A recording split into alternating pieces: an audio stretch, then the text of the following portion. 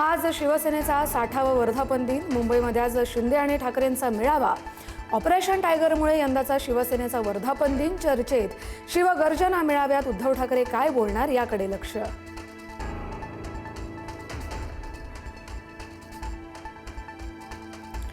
फुटीर खासदार शिंदे सेनेच्या वर्धापन दिन सोहळ्याला अनुपस्थित राहणार.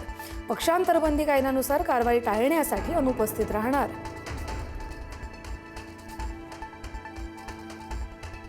उद्धव ठाकरेंची साथ न सोडलेले खासदार राजाभाऊ वाजे नाशिकमध्ये परतले. रेल्वे स्थानकावर वाजेंचं जंगी स्वागत. तर आजच्या वर्धापन दिनाच्या कार्यक्रमाला उपस्थित राहण्यासाठी उद्धव ठाकरेंचा वाजेंना वैयक्तिक फोन.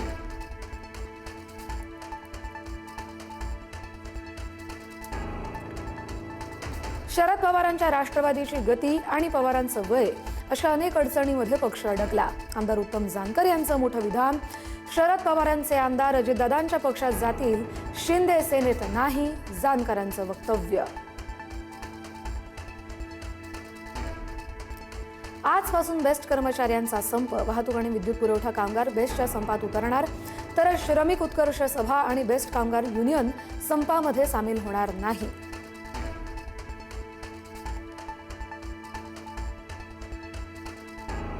मुंबईतील नाले सफाईवरून सत्ताधारी सभागृह नेते गणेश खणकर संतापले. नाले सफाईच्या कामात कंत्राटदाराकडून हलगर्जीपणा झाल्याचा आरोप. मुंबई कंत्राटदार नाही तर नगरसेवक चालवणार, खणकरांनी महापौरांना सुनावलं.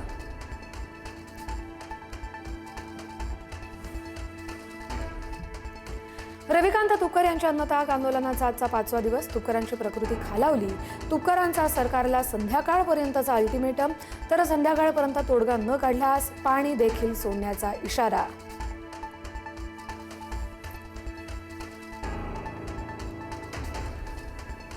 राज्यात 24 आणि 25 जून पासून मान्सून सक्रिय होणार असल्याचा अंदाज. पुढील आठवड्यात मान्सून गतिमान होण्याची शक्यता. 22 जून पर्यंत राज्याच्या बहुतांश भागात तुरळक पावसाचा इशारा.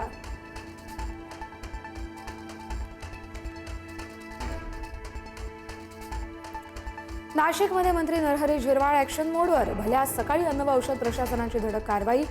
दूध बाजार परिसरातील दुधाची तपासणी, तर अचानक झालेल्या कारवाईनं दूध विक्रेत्यांमध्ये खळबळ.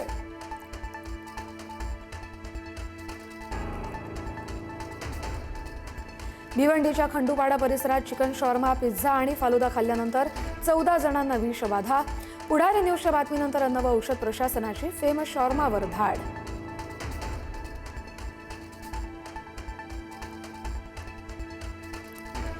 सांगलीच्या मिरजमधील एरंडोलीमध्ये हिट अँड रनचा थरार. मध्यधुंद टेम्पो चालकांना 2 दुचाकीस्वारांना उडवलं. अपघातात 2घांचा मृत्यू, 1 गंभीर जखमी.